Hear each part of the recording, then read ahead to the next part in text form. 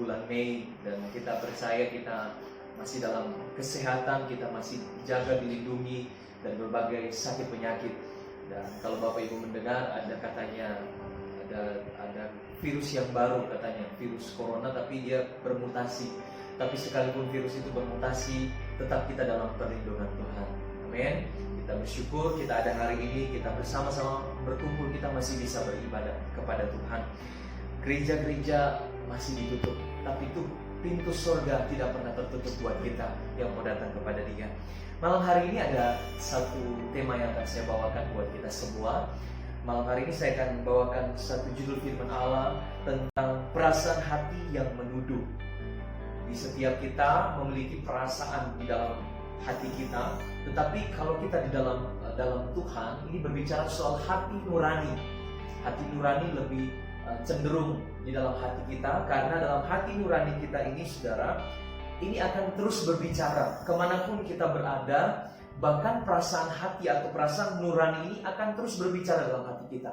Kalau kita berbuat kesalahan, atau mungkin kita berbuat sesuatu yang salah, berbuat sesuatu yang tidak berkenan di hadapan Tuhan, atau mungkin kita berbuat salah kepada istri, suami, kepada anak-anak atau orang tua, kadang-kala perasaan hati kita menuduh kita, kamu sudah berbuat salah, apa yang kamu katakan itu sudah salah loh, kamu sudah menyakiti hati orang lain.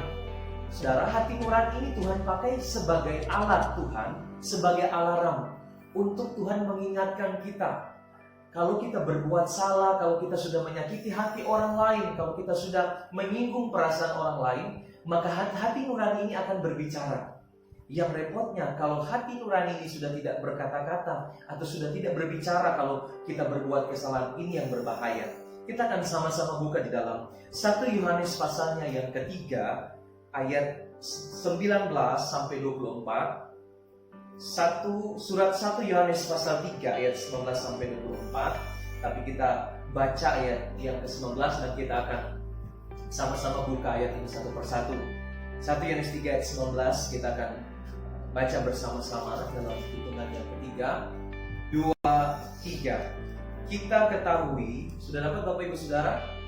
2, 3. Kita ketahui bahwa kita berasal dari kebenaran.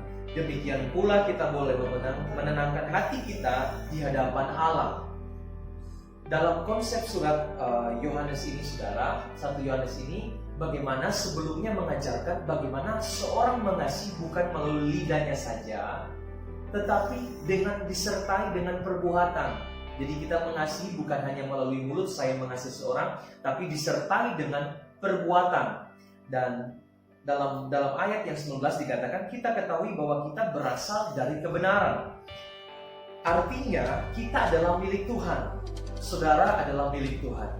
Amin. Jadi kita bersyukur kita adalah kepunyaan Tuhan, anak Tuhan.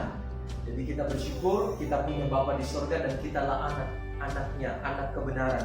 Kita melakukan apa yang benar, berasal dari kebenaran, berarti sebagai umat percaya kita melakukan apa yang benar. Kita mengasihi dengan yang benar. Kalau orang mengasihi dengan membenci, itu bukan berasal daripada Tuhan. Dalam bagian ini, anak-anak Allah yang hidup dalam kebenaran dan kasih diperlawankan dengan dunia tempat dosa dan kebencian berkuasa. Perasaan hati kita, kata firman Allah, jangan sampai kita diisi dengan kebencian, tetapi perasaan kasih Allah ada dalam hati kita. Jadi kita harus berusaha mengontrol perasaan hati kita supaya jangan sampai kita menyinggung perasaan orang lain ataupun kita menyinggung orang-orang terdekat kita. Jadi perasaan yang tertuduh ini, saudara, ini berasal dari dalam diri kita. Kalau kita tidak berbuat hal yang benar, pasti hati ini akan menuduh kita. Pasti hati ini akan menuduh kita, kamu sudah berbuat salah, kamu sudah tidak berbuat benar lagi. Dan hidup di luar kebenaran, saya catat begini, adalah hidup tanpa pertimbangan. Asal berbuat tanpa memikirkan akibat-akibatnya dan tidak mampu membedakan mana hal dunia, mana hal yang rohani. Jadi orang yang tidak hidup dalam kebenaran, dia hidup tanpa pertimbangan. Jadi kalau saya buat dosa, saya tidak berbuat kasih, saya mengata-ngatai orang, tanpa pertimbangan, kita tidak ada pertimbangan dalam hati. perkataan kita menyinggung orang lain atau perkataan kita bisa menyakiti orang lain, tidak ada pertimbangan dalam hati kita. Tapi kalau ada hati nurani, Dia yang akan mengingatkan kita bahwa perkataan kita sudah menyakiti orang lain, perbuatan kita sudah menyakiti orang lain. Kita harus ada pertimbangan orang yang melakukan kebenaran. Tapi orang yang tidak melakukan kebenaran, hidup tanpa pertimbangan, asal berbuat tanpa memikirkan sebab akibatnya. Sebelum kita melakukan sesuatu, pikirkan dulu, apa akibatnya kalau saya melakukan dosa? Apa akibatnya kalau saya bertengkar dengan orang lain? Apa akibatnya kalau saya berselisih dengan orang lain? Apa akibatnya kalau saya menyinggung perasaan orang lain? Dan tidak mampu membedakan mana hal dunia, mana hal yang rohani. Di orang yang tidak berbuat kebenaran, dia tidak tahu mana yang dunia, mana yang rohani. Ke gereja iya, kemudian ke hal yang dunia juga iya. Dia tetap menjalankan kedua-duanya. Saya lanjut. Dalam 1 Yohanes 3 ayat 9 dan 10 dikatakan begini. Setiap orang yang lahir dari Allah tidak berbuat dosa lagi, sebab benih ilahi tetap ada di dalam dia, dan ia tidak dapat berbuat dosa karena ia lahir dari Allah.